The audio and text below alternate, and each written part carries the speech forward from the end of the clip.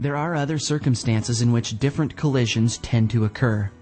Too many drivers change lanes without signaling. Neglecting to look in their blind spot may also cause a crash. Develop the habit of always doing a head check and signaling before you make your move. Some examples of improper passing include passing on the shoulder, passing a stopped school bus unloading children, or cutting in front of a vehicle before both of its lights are visible in your rearview mirror. If the time saved by such a maneuver is measured in seconds, is it worth the risk of hitting an innocent person? Drivers under the influence commonly cause head-on collisions. They may also be caused by drivers who cut across oncoming traffic at an angle to enter a side street on the left side of the road. Head-on collisions are never pretty, as you effectively double the speed of impact. Drive with your eyes open and your mind focused. Rear-end collisions happen for a variety of reasons. Tailgating or driving too closely to the vehicle in front of you may result in a rear-end collision. Distractions like cell phones, children, or eating also detract from the job of driving. Whatever the reason, rear-end collisions occur as a result of irresponsible driving.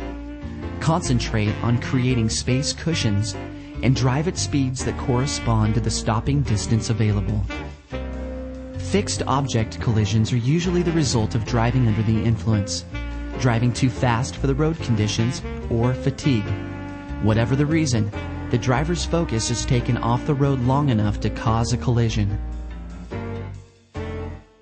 Slippery surface skids are another frequent source of collisions. They result from failing to take into account the slick roads, perhaps after a light rain following a drier period or black ice following a freeze.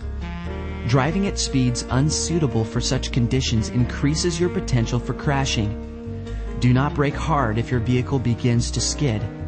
To handle a skid effectively, turn into the skid or turn your steering wheel in the direction of your skidding vehicle. Once you have control of your vehicle, use your brakes to slow down. Vehicle failure is another cause of collisions. Some collisions occur because a driver loses control due to a vehicle malfunction. Others occur due to stalled vehicles that have not pulled to the shoulder of the road. Keep your vehicle serviced regularly and get problems fixed when they first make their appearance to avoid this kind of problem.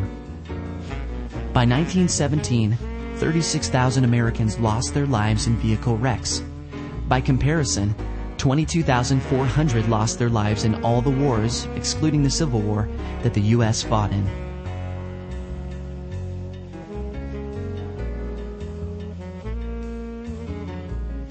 So, how do you avoid collisions? Well, the key is to drive defensively, which means defending yourself as you drive. You are constantly on the alert for hostile actions by other drivers, drunk drivers, crazy drivers, and poor weather conditions. Follow these defensive driving techniques to avoid collisions. Be alert. Don't assume that other drivers will drive courteously. Be aware of vehicles a few cars ahead. Stay alert and look for trouble spots developing around you. Maintain a safe following distance. In order to calculate a safe following distance between your vehicle and the vehicle ahead, apply the 3-second rule discussed later in this chapter. Scan ahead and think ahead for hazards or potential hazards. By looking ahead, you allow yourself the opportunity to see hazards early. Work out contingency plans. It is a good idea to constantly identify escape routes in case hazards do arise. You should also always have an alternate route if something happens on the road you are currently traveling on. Your reaction time on average is 3/4 of a second before you begin to change speed or direction in response to a problem. At 55 miles per hour, you are 67 feet closer to the problem before taking any action. Use your horn to warn others of your presence or of an impending situation. Do not use your horn to express your emotions, for example, anger, rage, or disappointment.